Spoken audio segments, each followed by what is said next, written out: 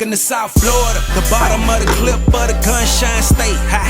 One of them boys still blowing in that way. Big plate, get it for the 18 if you straight. Get cake and stop hating, it's the motto of the state. A lot of fakes, but it's still real around here. That foreign talk. Come on, go to the league. Rambo go to FAMU, they find him. Rambo goes to the league?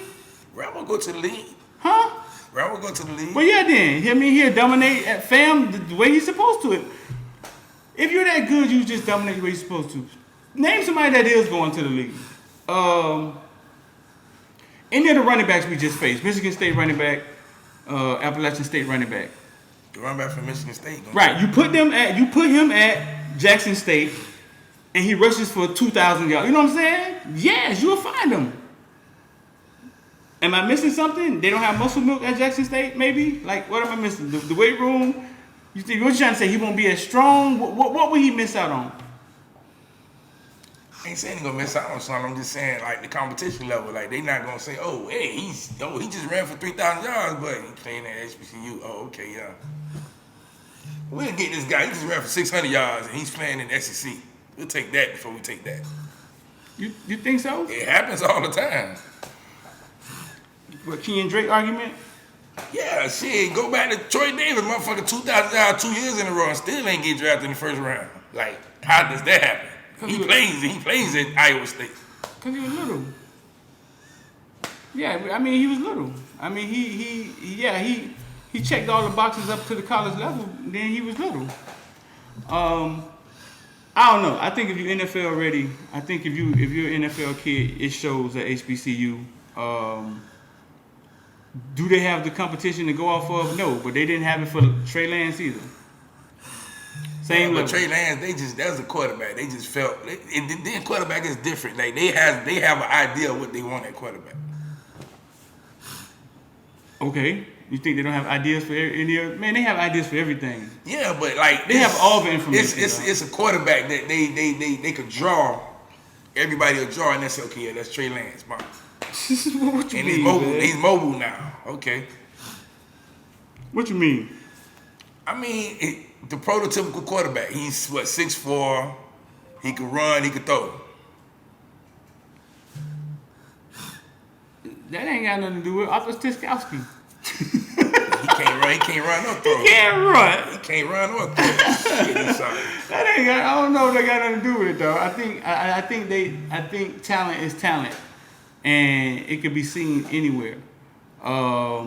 Could there be a conspiracy about HBCUs and TV deals and where the money lies? I mean, I don't know. It could be, but last year nobody got drafted. But also, I think the combine got shut down or something like that, right? They didn't get a chance to. No, they were still playing. Yeah, they were still playing when everything was going down. Right. And Dion said something about that, so that may not ever happen again. I mean, but that was them. Like they wanted to play spring football, so they know doing spring football is when the NFL finna draft you. What are you doing? That was their fault. That was on them. That wasn't on the NFL. Well, yeah. I mean, they can't run their league based on the NFL though. That's their league. I mean, I don't know, bro. All I'm saying is, Eden James. We're talking about Eden James. Commits to Howard University. My stepdaughter, alma mater, she was the captain of the cheerleader team there. I went there a few times. They're not really big on football. It's not like FAM. Which is surprising. Like you would think he would go to. Well, it's a prestigious HBCU. I think it's one of the most prestigious ones. So. He got good grades, so maybe. Yeah, so it's kind of like getting both. It's kind of like, let me go here and get both sides of this thing in case this other thing don't work out. What? But wouldn't you think you should jump in that? Like, because we do need another running back in this class. Like, we don't have. 5'10", 180 pounds allegedly. That's what it says on the thing. Cam Harris ain't 6 foot. How much? Do we got a 6 foot running back on that team? No, I don't think so. Maybe Thad. So why do you think his offers are Army, Howard, FAM, Indiana? Maybe he's a late bloomer for one, and then maybe he hasn't shown the interest to go to a Power 5 school or FBS school because he got a bunch of HBCU offers. Right. I mean, I see the big fish, little pond. Now we call him a big fish because his name is his name. But I see you create more leverage if you commit to go to Howard than you create if you commit to go to Indiana. Because of the day and age we're in, the papers will pick it up. Everybody pick it up. Edgerrin James' son decides to go to a HBCU. So and then media pick it up. Media pick up that story. You know what I'm saying? Okay, yeah, they pick it up because it's Edgerrin James' son, not because of him just being a good player. It's just I think he's both. I think it's his. I think he could play, and I think it's because it's his son. I also think that, but now it's big fish in a little pond. We're talking about NIL and all this stuff again. You know what I'm saying? Now he's the big fish in a little pond. So like when Cam Newton's little brother went to Howard. All of a sudden, now you got cameras and things on Howard because Cam Newton's little brother is there. He goes to UNLV, upsets them, and he end up a wide receiver at Auburn. You know what I'm saying? Yeah, I think it creates a leverage for him. It allows us to kind of track him. I think it creates a story to go with the narrative that's going on right now. I don't know, man. I talked to Andrew Evans before he went up to see him play against American Heritage. He was going to see him play to actually get him, you know what I'm saying, rated and see. And then he rushed for 256 yards, didn't he? So I mean, I don't know, man. I get Edgerrin. I ask Edgerrin. So, well, you never seen him play in person, man. Just not in person, videos only on and film. stuff. No, not in person. I was gonna say, is he like, should he get an offer? He looks good to me, bro. Even in that spring game, like he looks. Yeah, I don't. He looked good to me. I don't know what that's about. Maybe it's the type of offense he runs, and they saying, well, we don't know. But even that, I mean, if you're getting 200-something yards a game, you're running the ball regardless. Yeah. But yeah, man. So yeah, Edgerrin James' son, Eden James, commits to University of Howard. Real fun fact, man. Chaminade quarterback CJ hasn't been sacked all year long yet, bro. And they've played, not one time. And they've played everybody. Played probably the best D lineman in the nation. They played Seminole. They played American Heritage. They played Buford out of Georgia. Bullet, the running back, Davion Gauls, has had 100 yards in every game, 196 in one of them. And the quarterback has not been sacked. The quarterback has not been sacked one time. Cedric Bailey, the quarterback out of Miami Ravens 13U when they were really, really good with Rod Mack and everybody. Talked to the coach. The coach said that he's further along than Tyler Huntley was. Tyler Huntley is the backup for Lamar Jackson at the Ravens. He's like 6'4", he's huge. He's 6'4", 6'5". Yeah, I mean, maybe that's what he's further along, because I don't, man. Tyler Huntley was good in high school. He wasn't good. He wasn't great as a freshman, though. Well, of course not. But that's what he's saying. He's saying he came in. He's further along at this point. At the age. Okay. Yeah, I remember Damien and them had to groom him, and he turned into that. You know what I'm saying? But that's what he's saying. He's saying he's further along than him at the time. Right now at this time, and he's one to watch, though. Cedric Bailey and that offensive line. First of all, this conversation is about the offensive line. The offensive line. That's what the conversation is about. The conversation is about the offensive line, and we need to get a couple of boys on here. We had one on here when we went to go see them. Right, T? It was the offensive lineman, right? We had the offensive line is big. Yeah, they big. Yeah, man. Maybe we need to put for them to not get sacked. Like the names of the teams he played against. Right. Like, he played against Marvin Jones. He supposed to get sacked by 4 times that game. That's two things. It's offensive line, and that goes to show you him getting the ball out of his hand also, because sacks could come both ways. Yeah. So listen, University of Miami, man. What's the record? Should be 0-5. 2 wins, 2 and 3, and one is against the FCS school, and the other is FBS school. So 2 and 3. No Power 5 wins yet. Florida State, November the 13th, right? Yeah. Florida State just got their first win, right? But before that, we have North Carolina, NC State, and Georgia Tech. Miami record be when they get to Florida State, dog? 2-6. All of them on the road too, right? Or one of them? Well, Georgia Tech is home. 2-6. North Carolina State is home. North Carolina State home. That's on the 23rd. North Carolina State is home. Then you got Pittsburgh and then Georgia Tech. Oh man. So now they're 2. It's 4 games. Yeah, we would be 2-7. Right now they're 2-3, right? Yeah. 2-6. It's 4 games. 1, 2, 3, 4. So you think North Carolina at North Carolina? You don't think they got? Man, that's a massacre waiting to happen. Why a massacre? Yeah, man. Why you think so? Like even like things have been realistically, Mac Brown lost his job because of a certain coach, and that certain coach is at University of Miami right now. Mac Brown has beaten that same coach twice, once not even being close. Right. They play again. Right. On the 16th. He has something. I don't know if it's personal, because you don't get fired at Texas and not be mad. You know what I'm saying? Texas is almost like a dream job because they're going to give you whatever you want. You think that Manny was the reason he got fired, dog? That man was at Texas forever, man. I think he had a couple bad seasons. Well, that one I think you know, I don't know if Manny was the reason he could get fired from Texas. But hey, he fired Manny after that game. Boys, like they was playing mad and they couldn't stop him. So you saying that's an L? Yes, L. I mean, how we been playing recently is L. I don't see another win on our schedule to Florida State and Duke. So my question is, change the subject a little bit. So you're asking for the young players to play, right?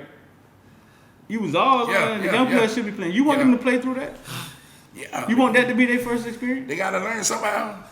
I don't know. The young players play now, get your game experience now, because next year you're going to be playing again. You don't not say, oh, let me not play them. Let me play the older guys, and then next year, oh man, we got a bunch of guys that ain't played. Uh-oh. You got a bunch of kids coming from winning programs, are used to winning, not really used to losing like that. You know what I'm saying? What happens when they lose 5 games in a row? Right off the bat.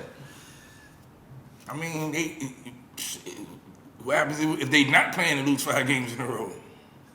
They hungry to play? They waiting their chance. They waiting their chance. What happens? What happens if they lose 5 games in a row and in the losing coach? Are you 2-7? It's gonna carry on the next year. But you out there knowing that you giving it your all, man, and you playing, you making plays, you giving sparks here and there. Then next year you come in, hey man, we ready for this. You know what I'm saying? Because we went through the struggle last year. We got real game time experience. Not sitting on the bench and getting in the fourth quarter when the game was out the hand. No, we played real games. So I don't think Miami lose all those games. I don't know, man. I'm just saying, by the way we been playing, we losing. It don't look like we winning nothing else, man. That's what Larry Bluestein said. He said it before the Virginia game. If we lose today, Streeter, if we lose today, then we got North Carolina L, then we got NC L, then we got Pittsburgh L. Streeter, going into Florida State, they can have 7 losses. They stood up against Virginia, man. Tyler Van Dyke can get better. I think they win. They got to win at least 1 or 2 of them games. You just saying it ain't going to be North Carolina. I don't see us winning the next 2. It's North Carolina. We playing against both of probably the best offenses in the ACC. Who? North Carolina? North Carolina and North Carolina State. North Carolina has lost to... Then they lost to Virginia Tech. Georgia Tech. They lost to Virginia Tech. Ate their face. They lost to Georgia Tech too? Put 59 on Virginia, dog. 59. Dang. They lost to Virginia Tech the first game. I hate when you go see the truth. They lost to Virginia Tech the first game, right? And they put 59 on Georgia State, 59 on Virginia. Then they lost to Georgia Tech. How much points they put up on Georgia Tech? 22.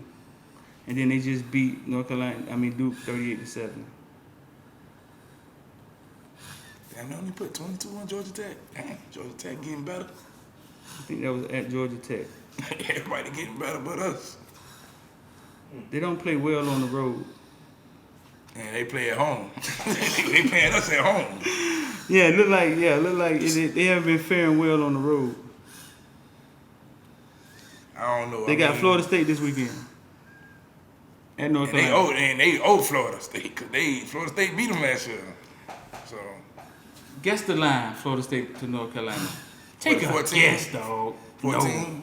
No. What? Oh my God, the mighty have fallen. Take a guess. Go again. 17 and a half? 17 and a half. Wow. 17 and a half, dog. Damn. Florida State and well, Florida State, but they not. I mean, they haven't gotten blown out this year, which is I could say.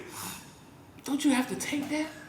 Just because you're from Florida, like don't you just gotta believe? Yeah, that they cover 17 points. I mean, I ain't gonna lie, I would take that because I feel like they not gonna beat them by 17 and a half. That is crazy. Who's blowing Florida State out? I don't think nobody blowing them out this year yet.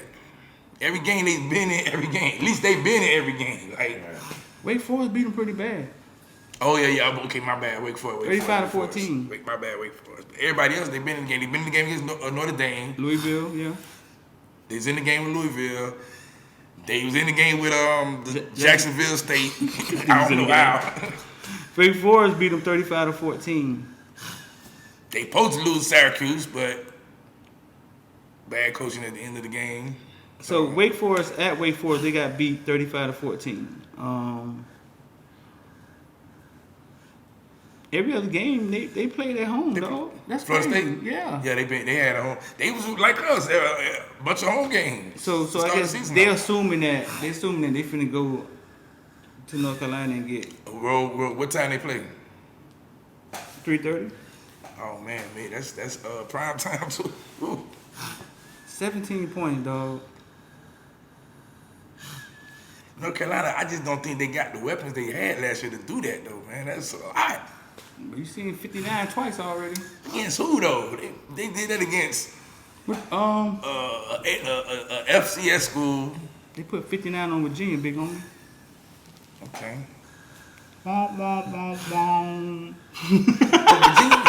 Virginia had the worst defense in college football until they played us. Virginia? Then they had the best No, defense. Virginia defense is bad. Yeah, it is bad. It's bad. It looked good when they played UM though. I don't know why we have this stigma about everybody we play. We make them look so good against us, and they look bad against everybody else. It just they be setting records on us and stuff. Players get drafted in the first round on us. Like, yeah, boy, that's your draft party right there playing against UM. You watching? You gonna do something? You going to the lead off that, bro? So yeah, man, it's a rough next stretch of games, though. I think what could save them is that their ACC opponents familiarity. The same stuff, man. We see ACC teams. We see how it happens every week. Somebody goes in somewhere and beat them. Well, that's throughout college football right now. Yeah. Everybody's losing. Like, it's only two teams that look. There's only two teams right now in college football that look like they belong. And that's Alabama and Georgia. Everybody else is like, yeah, we here. We holding on till the playoffs come. But what you think happened this weekend at Florida at Kentucky? Man, I told everybody Kentucky was gonna beat Florida. And why did you think that? Because the way Kentucky played against Florida the last couple of years, man, they played against them and they beaten them once. And then it's like they beat her in the fourth quarter, but then, they just don't have as much as Florida have because of the talent gap. Right. And then it's coaching, man, and Mark Stoops, man, he coaching that team, and he got them guys believing, like, man, we could play with whoever. Like, line it up, we could play. You know what I'm saying? And they fighting. So, they tough, man. Huh? They tough, man. But this weekend, let's get some good games. You got Oklahoma, Texas. Right. Penn State, Maryland. No, Penn State, Maryland? Yeah, Penn State, Maryland. Yeah. Auburn played Georgia. Uh-huh. Auburn played, oh, yeah, that's going to be a good one right there. Yeah. Who else? Alabama play. I don't think Alabama play anybody. Oh, they play Texas A&M. Okay. So that's a good it's line. supposed to be a good one. Right. But I looked at that line. I was like, dang, boy, they got them boys at 17 now too. Yeah? Yeah. Damn. The other night, did you get a chance to look at Bane? Yeah. How you look at Man, him? Bane is destructive on that line. Was he? But I don't know. Wait, for them to set it up. The office, the D lineman for Miami Central, Bane. Bane, relative of Torber Bane, right. Bane, I think it's his nephew or something. Man, he's disruptive back there, but What's the word? disruptive. Say it again. Hell, you went to Northern Education, man. What's going on, man? Oh, well, no education ain't had. We ain't had no education at door. Don't act like we did. disrupt the. But nah, he remind me. Well, him and Jamal Johnson are almost similar players. Okay. Same height frame, and they both are defensive ends, but they play inside a lot. Right. So I don't know how that's gonna work. What you mean? How was one to work? Explain what you're saying. I mean, because he's a defensive end naturally, but he plays inside. So when he goes to college, is he going to still be a defensive end? Because he's not tall, Right. but he'll be strong and quick. So do you just say we make him gain 40 more pounds to get to 290, 280, and he just have to be a defensive tackle? Right. Or do we just gonna let you go ahead and be a defensive end? Right. I see what you're saying now. Lamar Seymour, still committed to the University of Miami as a wide receiver. Wide receiver. He looked good the other night. Lawrence Seymour, little brother. Yeah, Lawrence Seymour, little brother, big baby, little brother. Yeah, he looked good. He playing. Talk trash One the thing about whole night. Yeah. Oh man, his trash talking is down, boy. Whole night. You got to see him dance though, man. Fool could really dance. He used to dance at our make a play 7-on-7s. Him and the other kid. I think the other kid that Dave Christian, unless he transferred. Yeah, you got to see him dance. He cut up, man. But he showed out the other night, man. Huge play. He showed up. The receiver from with Andy Jean showed up too, big time. Andy That Jean. one when he caught the ball on the sideline, they hit him. Yeah. And he jumped up before the rest of the defense. Be like, man, y'all, what this is? Adrian Harris had a good game too, the other receiver. Yeah, yeah, he had a good game too. But Andy Jean was a sophomore, ain't he? Yeah, sophomore. I talked to him yesterday. I told him we're gonna get him on the show. My girlfriend was his teacher, man. Oh yeah. Yes. She's like, I'm so proud of Andy Jean. Yeah, that was his teacher. I talked to him yesterday. He said we're gonna get him to come to the show. And that was a hell of a game, man. That was a hell of a game. It was one of them.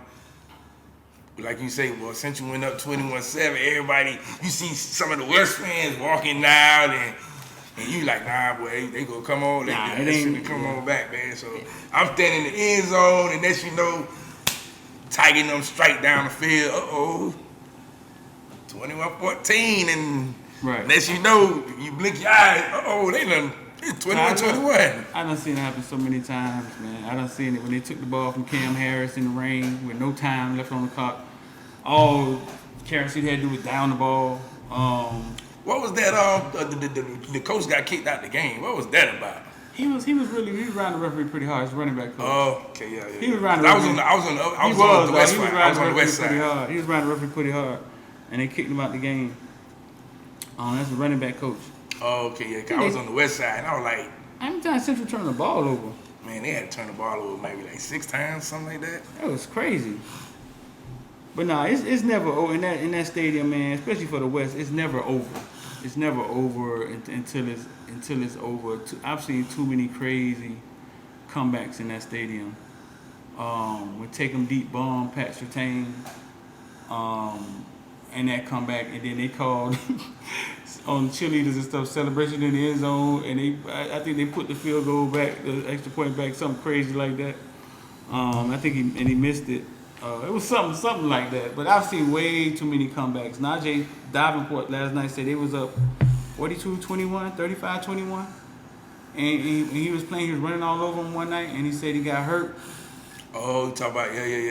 He said he got hurt and went out the game. And I remember my friend calling me saying, man, I saw the most disrespectful shit last night. I was in North Carolina.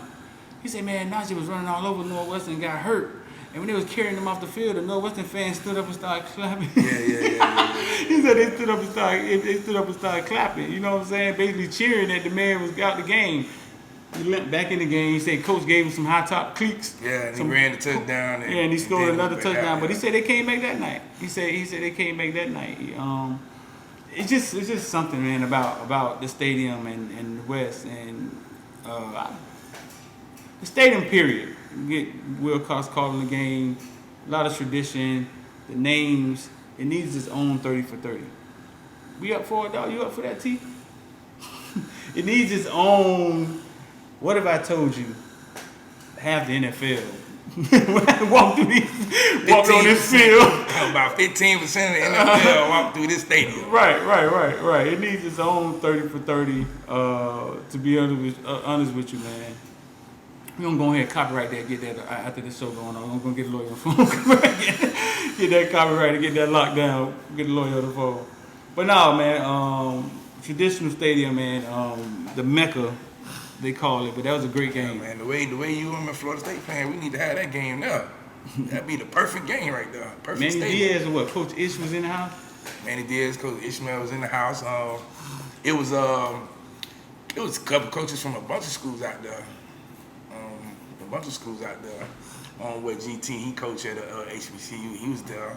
Of course, Florida Memorial coaches, some of their coaches was out there. Coach Ice.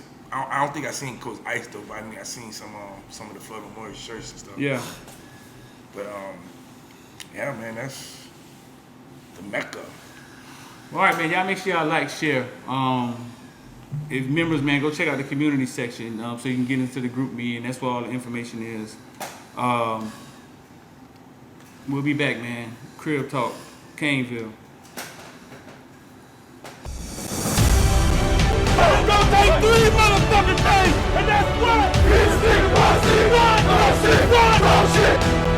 I say, big time player, step up and